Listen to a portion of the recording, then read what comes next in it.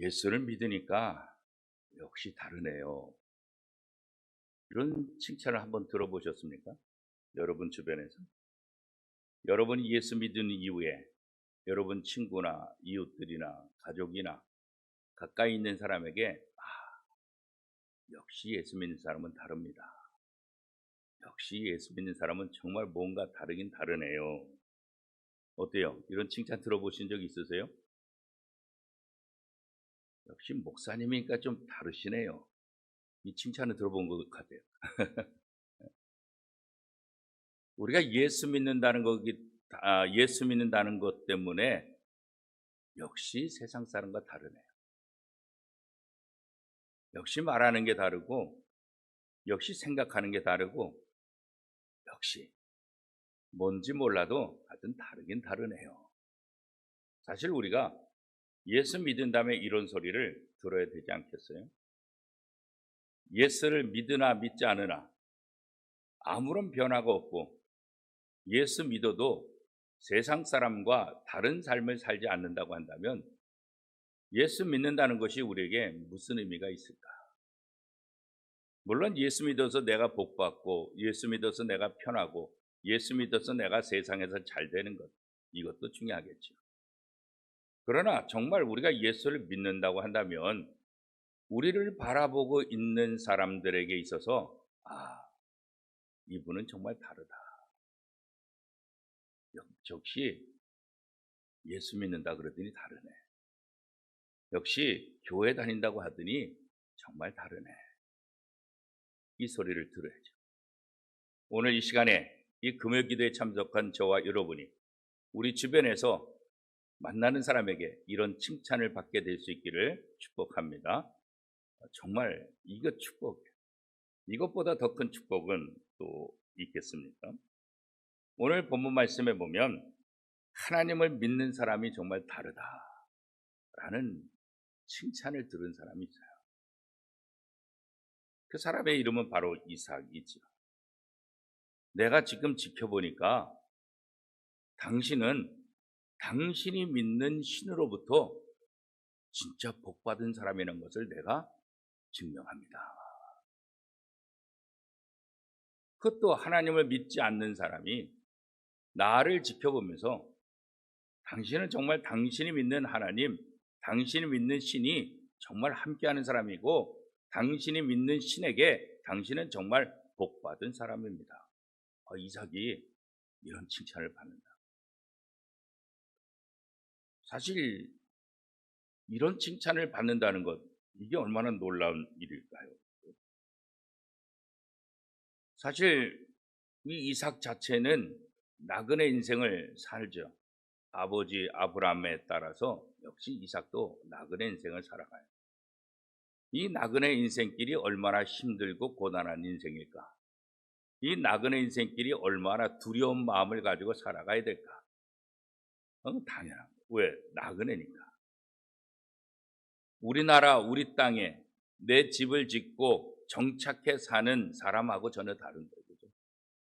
정처 없이 나그네 삶을 살아가는 사람에게는 또 새로운 동네 가서 또 새로운 사람을 만나야 되고 그것에서 또 얼마 동안 있어야 될지 모르고 이곳 사람은 내게 친절할까? 이곳 사람은 내게 혹시나 해코지 하지는 않을까? 이곳 사람들은 나를 또 죽이려 하지 않을까? 이곳 사람은 과연 어떨까? 나그네 인생이라는 것이 이 환경을 생각하면 생각할수록 두려운 마음을 가질 수밖에 없고 그러다 보니까 어떻게 해요? 염려, 근심, 걱정이 사실은 더 앞설 수밖에 없는 거예요. 이런 염려 속에 있는 이삭에게 하나님께서 나타나셔서 두려워하지 말라 이렇게 말씀하세요. 우물로 인해서 계속 다툼이 일어나게 되고 계속해서 이삭은 쫓겨나게 되고 가는 곳곳마다 우물을 파지만 물을 얻기는 얻지만 그 우물을 또 빼앗기고 또 다른 곳으로 이동하고 또 다른 곳으로 이동할 수밖에 없는 이 이삭의 형편. 그런데 이런 속에서도 이런 다툼 속에서도 이렇게 계속해서 옮겨 다니는 이런 삶 속에서도 하나님께서 말씀하시기를 내가 너희 아버지 아브라함에게 준 그 복을 너에게 그대로 주겠다. 이렇게 약속을 하세요. 하나님께서 복을 주시고 하나님께서 번성하겠다 이렇게 약속했음에도 불구하고 사실 이삭의 마음속에는 이 두려움이 떠나지 않는 거예요. 아버지 아브라함에게 주신 그 약속들, 아버지 아브라함이 제단을 쌓은 것 같이 부엘세바에서 이 아들 이삭도 제단을 쌓고 하나님 앞에 예배를 드리고 하나님 여호와의 이름을 불렀다고 성경이 기록하고 있어요. 약속을 믿는 그 가운데 그래도 이삭이 멈추지 않는 것은 뭐겠어요? 여전히 우물을 파는 거예요. 왜냐하면 이 당시 우물은 생명과 같은 겁니다. 아무리 좋은 땅이 딸지라도 물이 공급되지 않으면 그 땅은 좋은 땅이 될 수가 없어요. 그 땅에 거주할 수가 없어요. 물이 있어야만 살 수 있는 거예요. 그래서 이삭은 계속해서 쫓겨다니면서도 계속해서 우물을 팔 수밖에 없었던 것은 나그네 인생 가운데 물이 있어야, 우물이 있어야만 자신이 살아가기 때문에 쫓겨다니면서 끝까지 우물을 계속해서 팔 수밖에 없었던 거죠. 우리도 살면서 이 땅에서 두려운 일들을 경험할 수 있죠. 이 두려운 일들이 한 가지만이 아니라 두 가지, 세 가지 겹쳐서 올 때도 많이 있습니다. 우리가 이렇게 힘든 일들로 휩싸이게 되면 우리가 참 신앙생활하기가 쉽지 않습니다. 하나님의 말씀을 기억하고 하나님께 예배하는 것조차 잊어버릴 때가 훨씬 더 많이 있어요.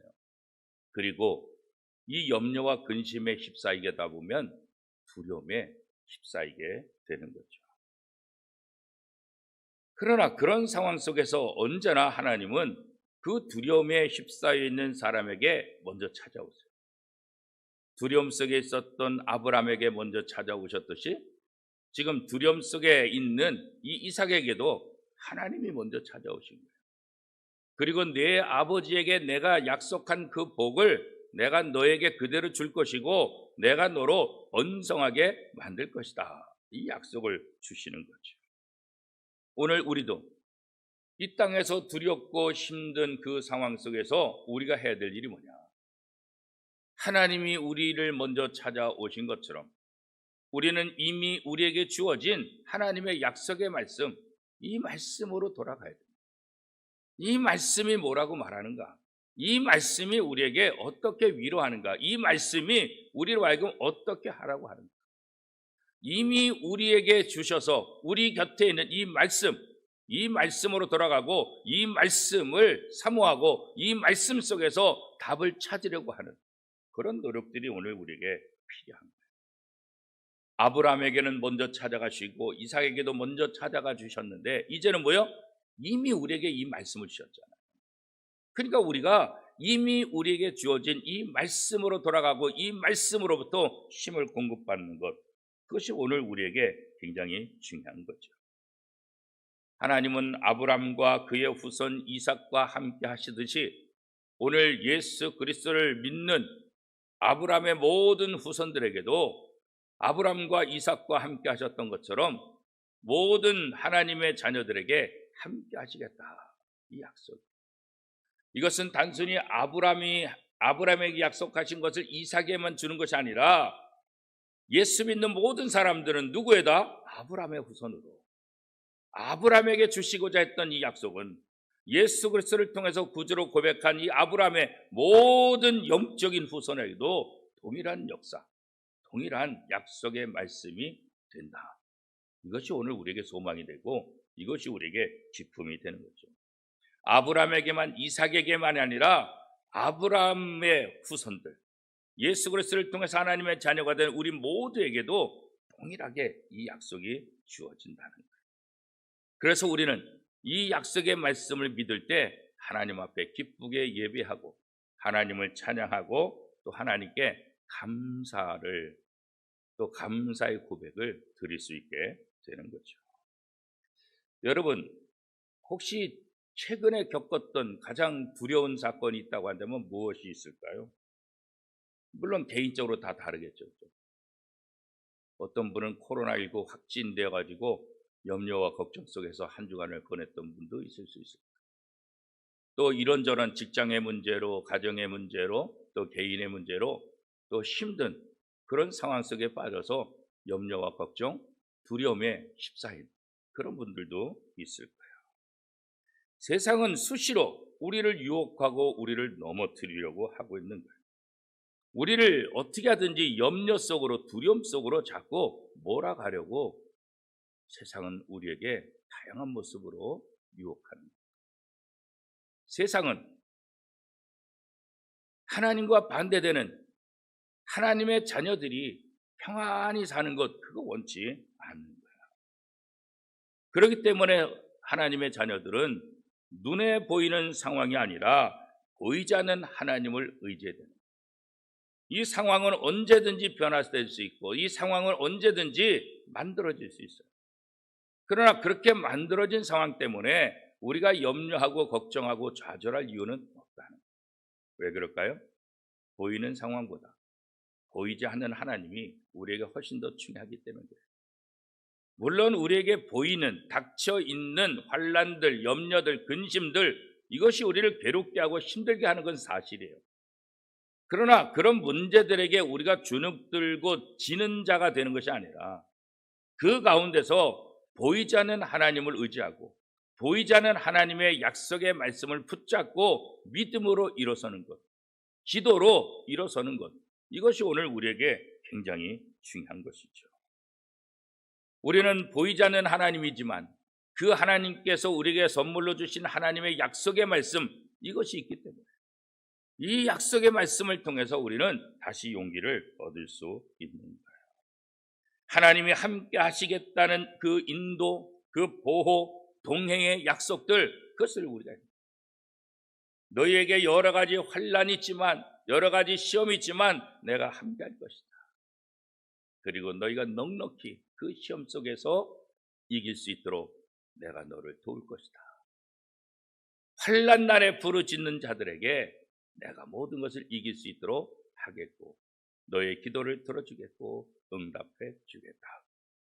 우리는 이 성경을 통해서 하나님의 약속의 말씀을 하나씩 하나씩 붙잡고 되새기고 그것을 내 것으로 붙잡고 내 것으로 만드는 거예요.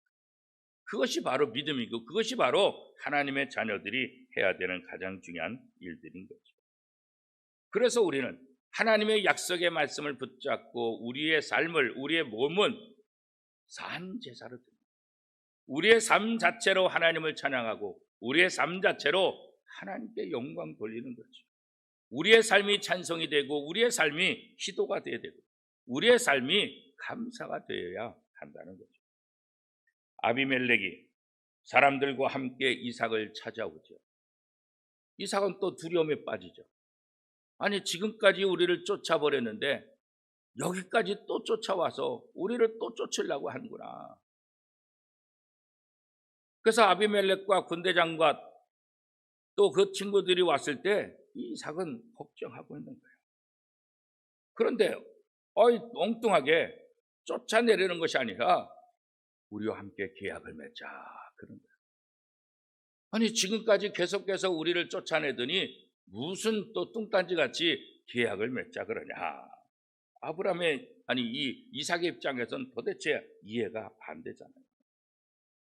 그런데 이삭에게 이 왕과 군대 장관이 와서 아주 간절하게 사정하는 거예요. 제발 우리하고 계약을 맺자. 우리를 해하지 말라. 도대체 왜 그러냐? 아니 얼마 전까지 나를 그렇게 쫓아내더니 이제 와서는 무슨 계약을 맺고 무슨 내가 당신을 해하지 말라고 그렇게 얘기를 하냐. 그때 아비멜렉과 군대 장관이 뭐라고 얘기합니까? 내가 보니까 당신은 당신이 믿는 하나님으로부터 복을 받은 사람이란 것을 내가 알게 되었습니다. 당신이 팔 때마다 그 물이 나오는 것, 그거 우리가 다 지켜봤다. 당신이 나그네 인생이지만 당신이 믿는 하나님이 당신과 함께하는 것 우리가 보았다. 당신이 믿는 하나님이 당신과 함께 있다는 것 우리가 안다고. 이 이삭을 잘못 건드렸다가는 이 이삭이 믿는 하나님으로부터 자기네가 벌 받을 것 같으니까 이삭에게 좀 잘 좀 보여달라. 그래도 우리가 당신을 쫓아내긴 쫓아냈지만 뭐 해하진 않았지 않냐고. 그래도 우리가 이게 나그네를 살 수 있도록 그래도 배려해 준 거 요거 기억해서 좀 우리한테 좀 잘 좀 해달라고. 일개 나라의 왕과 군대 장관이 나그네 인생으로 살아가는 이삭이라는 한 가장을 찾아와서 그 나라와 이 가정이 좀 화해를 맺고 계약을 맺자고 이렇게 사정을 하는 거예요. 지금까지 두려움에 빠졌던 이삭, 지금까지 계속해서 쫓겨났던 이삭으로서는 이해할 수 없죠. 왜 이런 일이 일어난지 정말 이해할 수 없잖아요. 그러나 이방 나라 왕이 군대 장관이 그 이유를 분명히 얘기하는 거죠. 당신의 하나님이 당신과 함께 있는 것 보았고 당신은 당신의 하나님으로부터 복받은 것을 우리가 지켜봤다. 우리가 분명하다. 그런 거죠. 이삭은 우물을 또 얻어서 그 이름을 세바. 이 세바라는 말은 뭐예요? 맹세라는 거잖아요. 그래서 그 성읍 이름을 부엘세바. 아브람과 아비멜렉이 맹세한 지명. 이 창세기 21장 31절에 보면 이 아브람과 아비멜렉이 맹세했던 지명이 부엘세바죠. 그런데 또 아비멜렉과 그의 아들 이삭이 또 맹세한 것, 언약을 체결한 것, 이것이 또 부엘세바.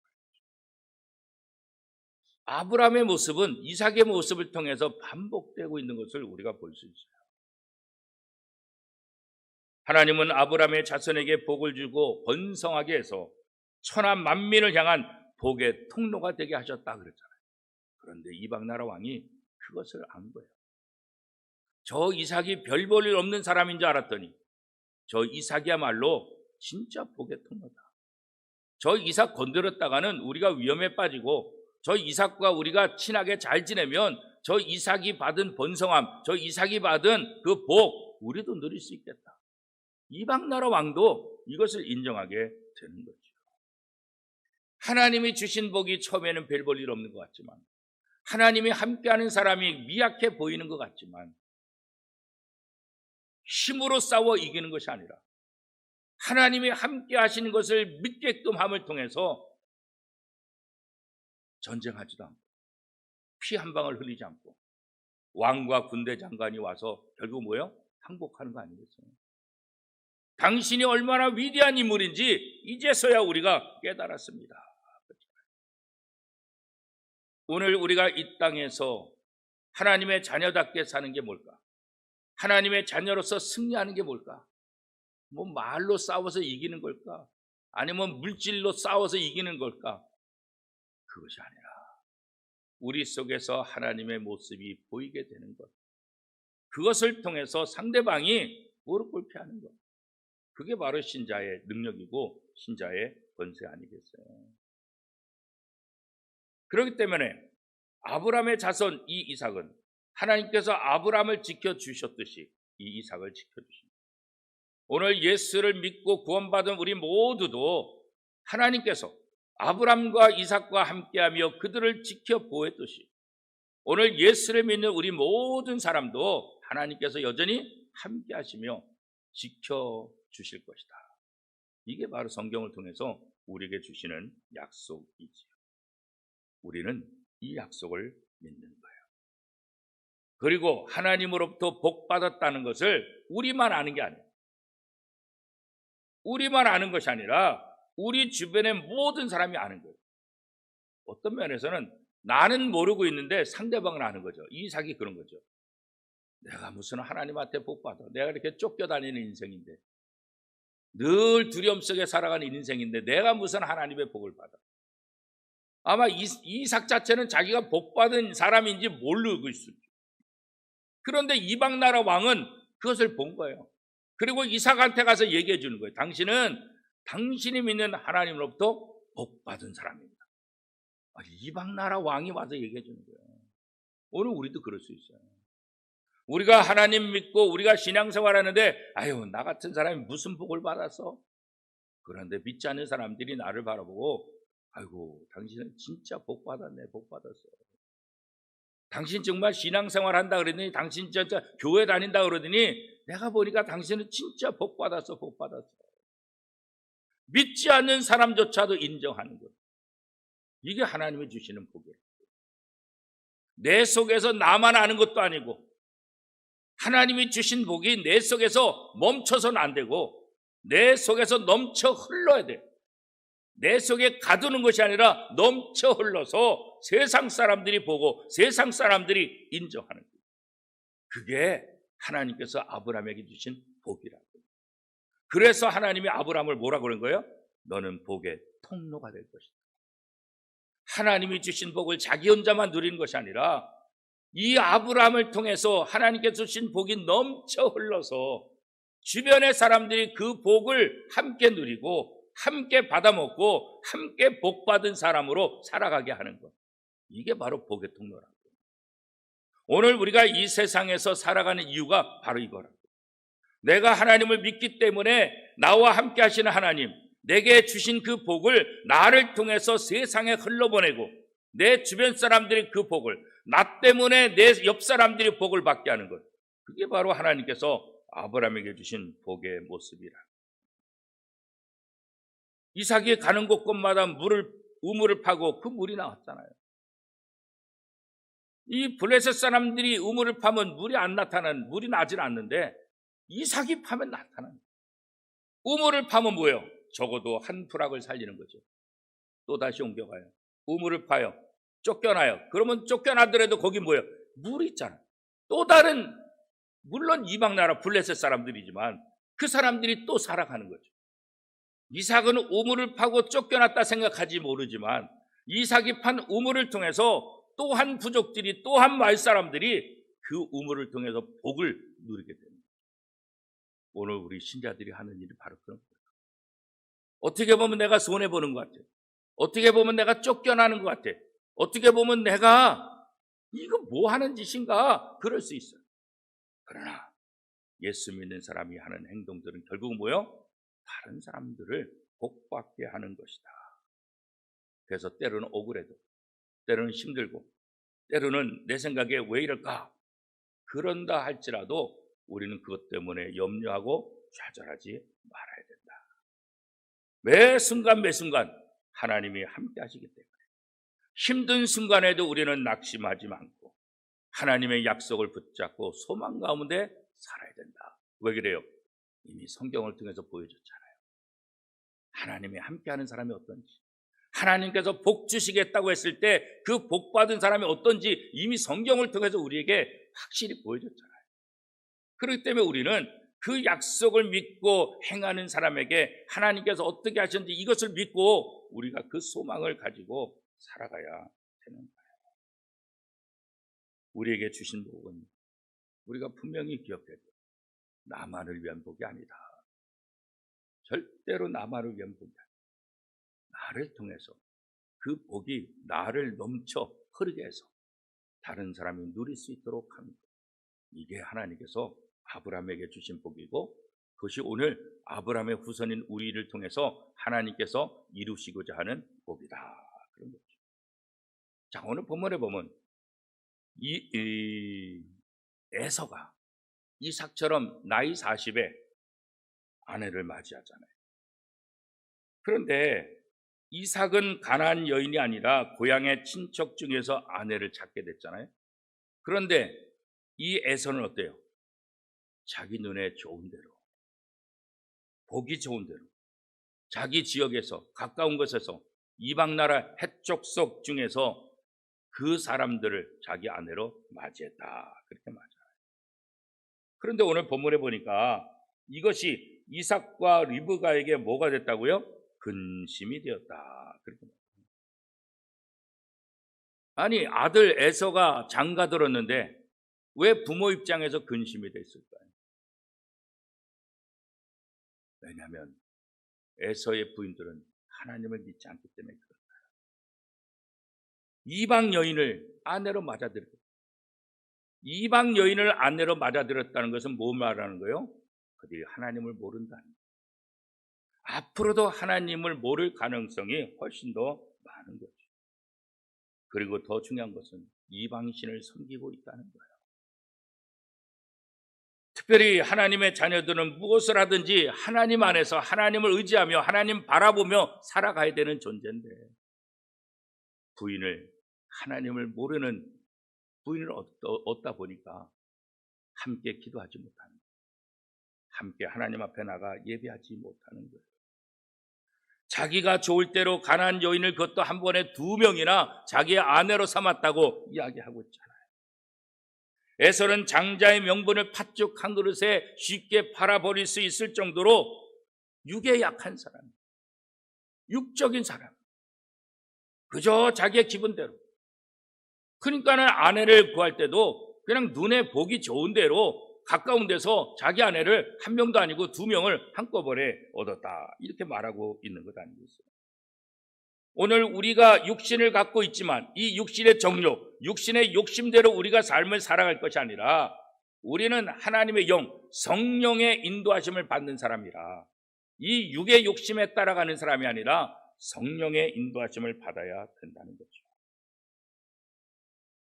하나님의 자녀들은 하나님을 잘 섬기는 아내가 필요합니다. 하나님을 잘 섬기는 남편이 필요한 거예요.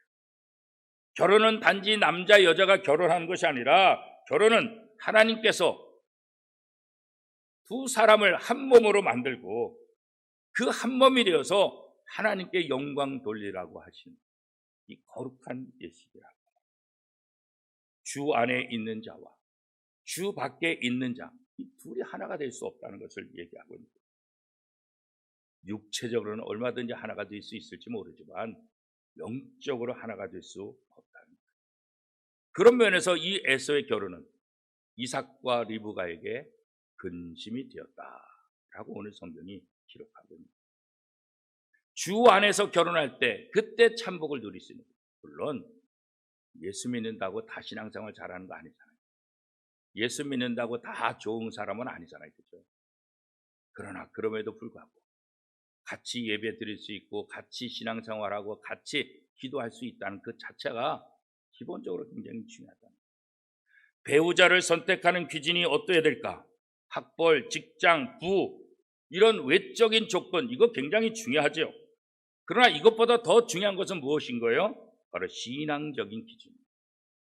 그래서 이 이삭과 리브가는 에서가 이방 여인을 자기 아내로 맞아들였을 때 근심했다, 이렇게 말하고 있습니다.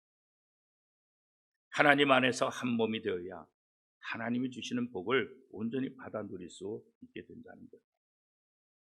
자신이 복에 좋고 마음에 드느냐, 이것보다 더 중요한 것은 하나님의 복의 유업을 함께 받을 수 있느냐, 이게 더 중요한 거죠.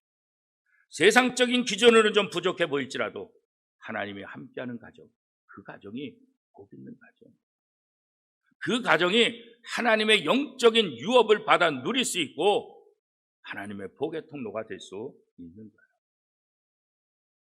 그래서 이 이삭과 리브가가 이 에서의 모습을 바라보면서 근심했다, 그런 거죠. 우리는 하나님의 복을 풍성히 받은 자들입니다.